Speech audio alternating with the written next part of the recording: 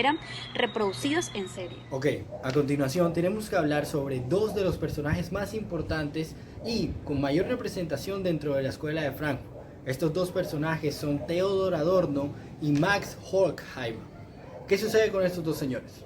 En medios de la comunicación masiva, ellos dos fueron dos de estas personas que implementaron ciertos métodos para llevar a cabo los estudios sobre la comunicación.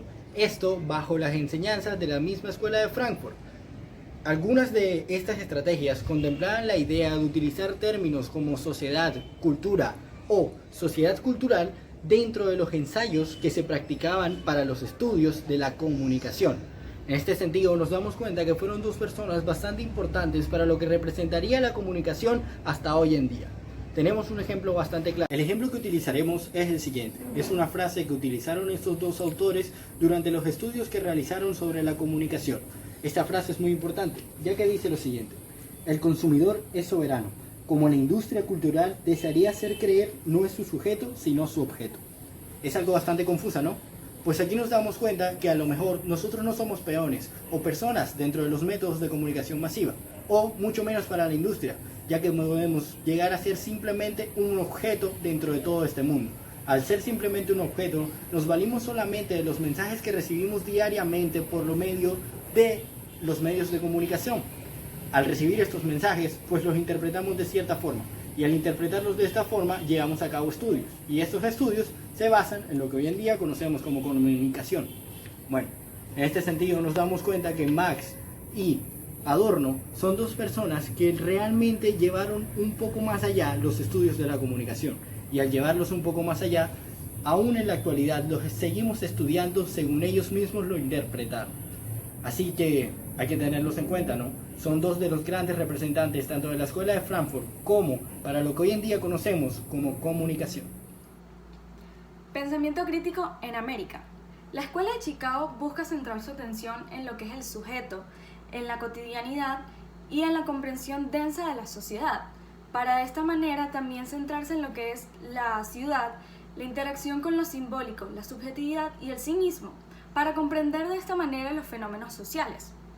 De ella se desarrollan teorías como son la teoría del interaccionismo simbólico, que sirve para entender mejor la comunicación interpersonal, logrando de esta manera que intelectuales como Charles Mills, en la imaginación sociológica, comprendan la conducta humana y el comportamiento social de una manera menos reduccionista y mecánica que los otros autores de la Mass Communication Research. La teoría crítica no solo tiene una gran repercusión en Europa, de hecho en América también, y es lo que lleva a los latinoamericanos a pensar en manos de quién están realmente los medios de comunicación.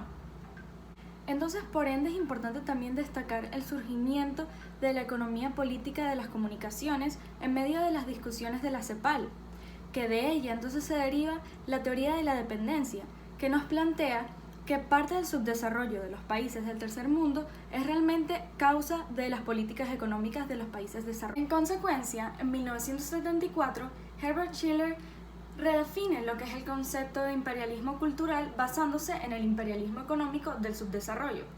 Es decir, que estas lógicas de manipulación y control de la mente se verán potenciadas en la medida en que las naciones desarrolladas sigan controlando lo que es la producción de estos bienes culturales. Hablemos un poco del impacto de la teoría crítica. La difusión de la teoría crítica tanto en el continente europeo como en el continente americano tuvo una gran repercusión en tres conceptos muy claves: la comunicación, la cultura y la sociedad.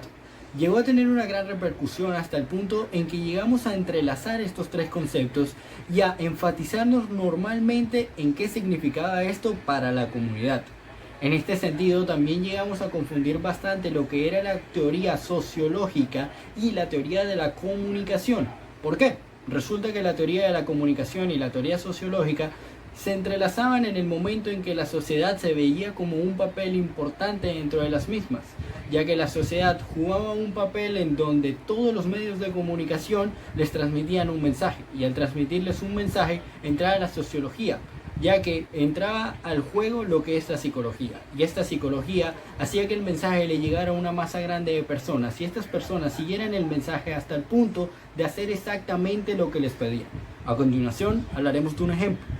A continuación, utilizaremos como ejemplo al autor Ludovico Silva, más específicamente dos de sus obras más importantes, como son La práctica y la teoría de la ideología o La plusvalía ideológica.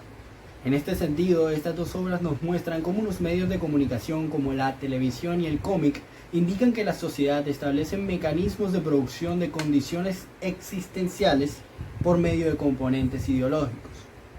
Primero que todo, cabe resaltar que la comunicación es el eje principal de todo esto que acabo de mencionar. Todos los componentes ideológicos que son los que se encargan de transmitir el mensaje a las masas. Finalmente nos damos cuenta cómo la teoría crítica de la comunicación tuvo un gran impacto a nivel universal, y esta fue una de las formas en que la comunicación se expandió por todo el mundo.